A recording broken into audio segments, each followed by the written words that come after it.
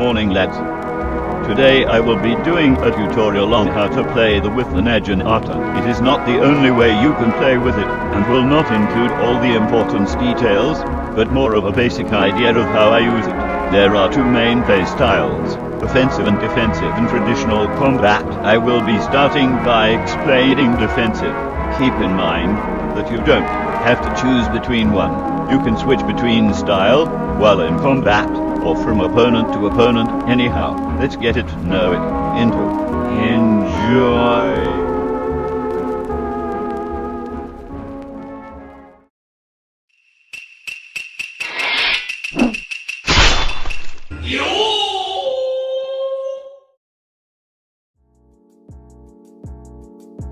Defensive strategy is one typically used against spammers or fast attackers like Tanto users. It is key for this strategy to keep a decent distance when playing defensive. Because of the NAGINATA's range, it gives you a massive advantage to be in range of your enemy when they are not in range of you.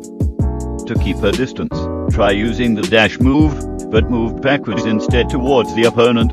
It is also important to mention that, unless your enemy plays excessively aggressive or is a spammer, defensive players will often switch to offensive when needed, or when given the opportunity to apply pressure/move in for the kill. This can be used to bait defensive players. These kind of go hand in hand, but next comes swinging and blocking. There are three things you can do apart from running to avoid getting stabbed. One is dashing away, another is blocking, and the third is parrying. Defensive style consists of moving backwards and preemptively blocking or parrying.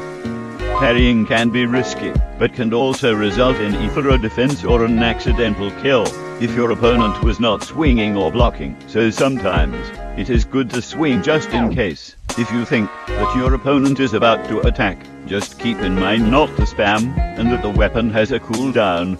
So swinging too much can result in your opponent having a chance to kill you if they see the pattern. This is used in both offensive and defensive, but different consistencies for both. I usually prefer to parry since it is easier for you to riposte/counter-attack after doing so, but the block is safer, since most people do not kick in the middle of battle due to the risk. Also keep in mind that predicting someone's attack pattern you can more easily parry or go for a kill.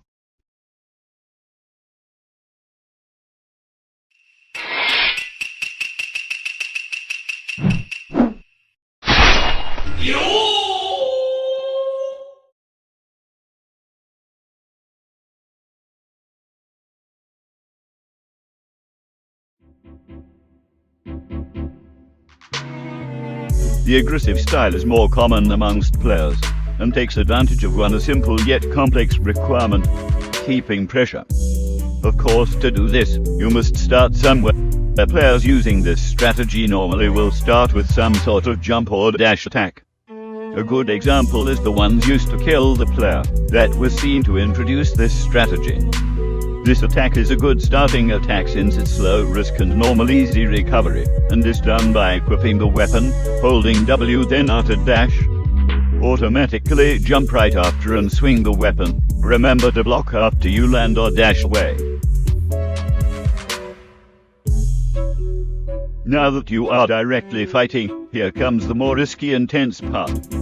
The NAGINATA has decent speed, and can be used well enough in close quarters. That is exactly what you want to do with it.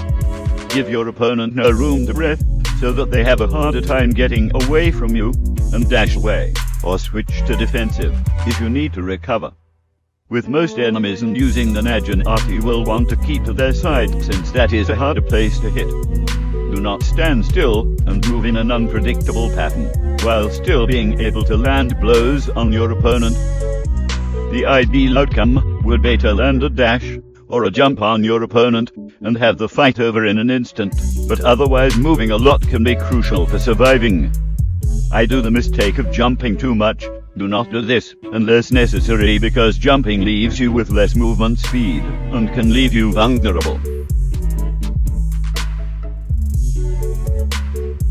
Remember that the NAGINATA has a large hitbox, so moving your screen when shift locked can increase that hitbox and land a blow or a parry on your opponent. By combining all these details, you can have a decent aggressive playstyle.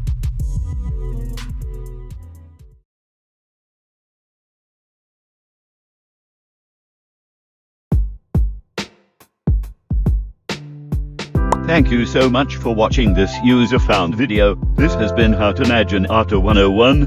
If you enjoyed watching his video as much as I like making it, then please consider leaving a like, and let me know in the comments if you want to see more tutorials. Thank you for watching.